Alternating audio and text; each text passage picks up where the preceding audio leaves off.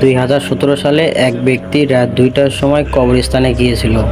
তিনি বলেছিল, আমি অদৃশ্য কিছু বিশ্বাস করি না। তিনি বুকে সাহস নিয়ে পুরো কবরস্থানে অনেক ঘোরাঘুরি করলো, কিন্তু কিছুই দেখতে পেল না। তার কিছুক্ষণ পর তিনি সামনের দিকে এগিয়ে যেতে লাগলো। তিনি সামনে এগিয়ে কিছু ধাপ দেওয়ার সময় হঠাৎ করে লাল কাপড় পরে কোনো এক কিছু দাঁড়িয়েছিল। তারপর তিনি অদৃশ্য জিনিসকে বিশ্বাস করতে লাগলো। 2024 সালের ডিসেম্বর মাসের 14 তারিখে রাত তখন 9টা বাজে। সেই সময় দেখা যাচ্ছিল এক কুকুর বাড়ির পাশ থেকে কি জানি দেখে অনেক জোরে জোরে আওয়াজ করছিল। সেখানে এক সিসিটিভি ক্যামেরা থাকায় রেকর্ড হচ্ছিল কোনো এক ব্যক্তি সে রাস্তা দিয়ে যাচ্ছিল। তারপর এক যুবক জঙ্গলে যেয়ে ক্যাম্প বানিয়েছিল। সে ঘুমন্ত অবস্থায় কে জানি এসে তার মুখে হাত দিল।